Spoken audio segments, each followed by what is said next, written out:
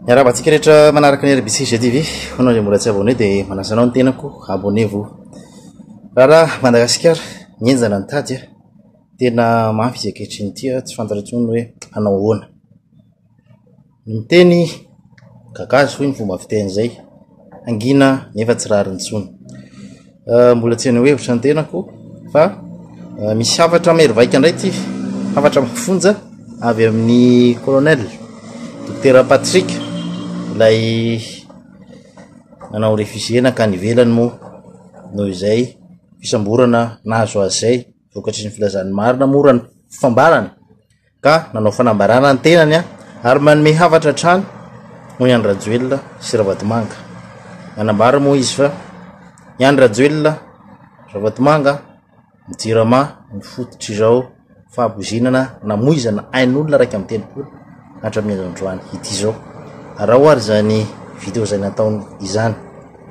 Ry vahoaka malagasy ao an-tanindrazana sy manerana an'izao tontolo zao, manoloana ny zavatra mitranga rehetra izay mitranga ao Madagasikara dia miangava ianareo ry vahoaka malagasy mpiray tanindrazana amiko ahatra iainao vetivety.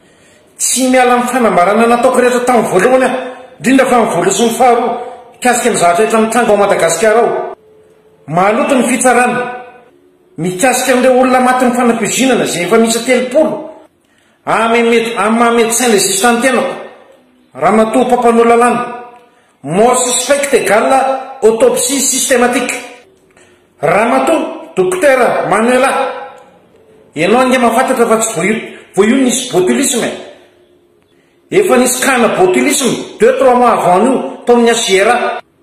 Nahoana ny tsy ny déclarena, c'est une maladie à déclaration obligatoire. Mifandraika amin'izay ny resaka Jirama, ahodikody ny fitondrana sy Ravatomanga nareo vahoaka, efa miteny Ravatomanga sy ny karana izay prestataire sy fournisseur amin'ny Jirama no tompona antoka amin'ny zavatra rehetrarehetra mitranga amin'ny Jirama io. Mikasika amin'ny filaminana mipoapoaka mihitsy ny jeratry milisy teny an-dakana, mbola tsy voavalo ny fanontaniana napetrako teny amin'ny ananiny tamin'izay nianatra tena hatramin'izao. Aiza ny lalàna mifehy ny fanokafana ireo entreprise na sécurité civile ao Madagasikara? Tsy malala menatra ve nareo lehibe dia fiandra Vatomanga milisy? Fa rehefa tsy hanao nareo ho avy zahay, ary tena ho avy zahay, averenao an-tsainareo vahoaka ny raharahany TTS ny Kung Fu. Ary za dia miteny anareo raha lasaina bavy ao amin'io milisina Vatomanga io, mbola fotoana zao andinianareo, tsy olona ray nandeha hampiady atsika eo, tsy ho zakanareo ny fitaovam-piadiana miaramila. Raha Vatomanga sy ny Rajoelina ajanony ny intimidation sy ny kolokolo.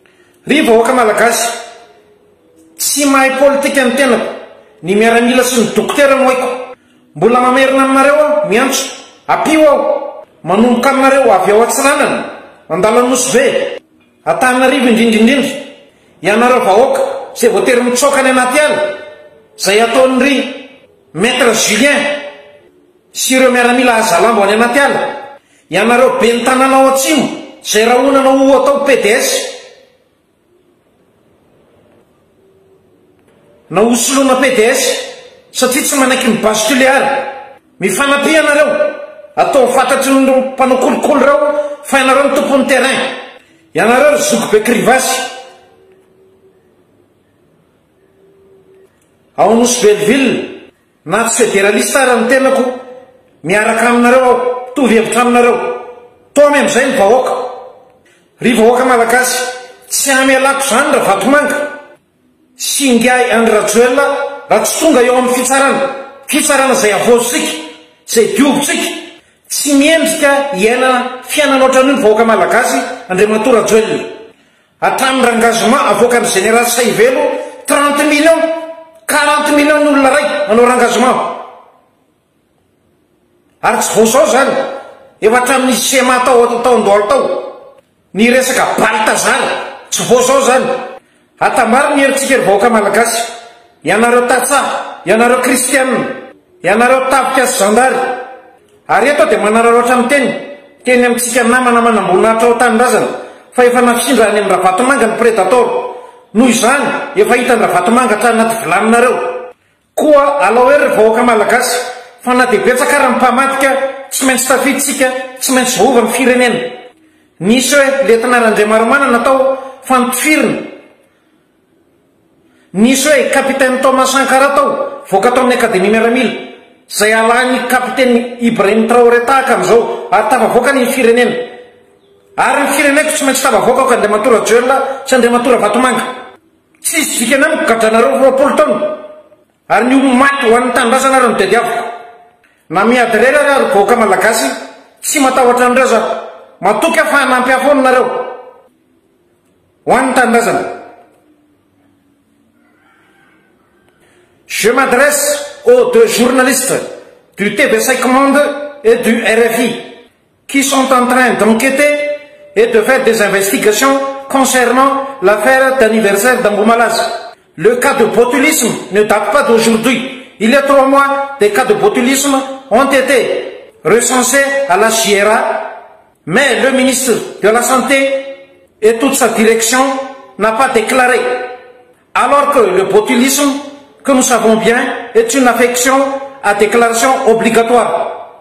Il est fréquent dans notre pays, à Madagascar, d'intimider ou de faire de la corruption pour faire taire la vérité. Notre président, M. Andrinirina Rajoelina, est en complicité avec le monsieur Mamiana Vatomanga, notre super président.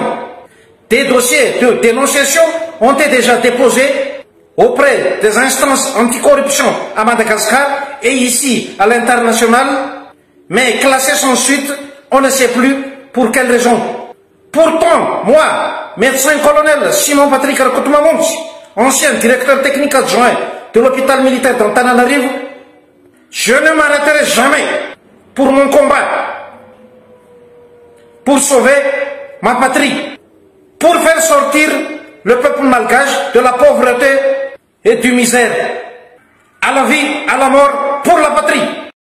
Zay le izy mihitsy fa misy saisaintsika tsy fantatra hoe inona ny mety iseho be dia be izay vidéo fanambarana nataony zay fa mbola tsisy vokany ianao hatreto, tsisy vokany a dia miantsika izy vokany hoe le izy koa izy ivelany dia tsy afaka manao ininona nge fa raha tany Madagasikara izy dia possible afaka anao zavatra nefa raha tany Madagasikara possible miansamborona zalahy koa raha tsy hoe manana olo matanjaka be afaka miara toy ny nandefa anazy ny voaka satria inona ny fomba ny voany mystériany hoe olona efa garde à vue hoe mandositra zany hoe raha tsisy fiara-miasa atao mety tsy tavavoaka izy fa miandro ny tondra raha tsika hoe anao ahoana ny vokatry fanambarana zay misesy misesy fampitahorana zay ataony.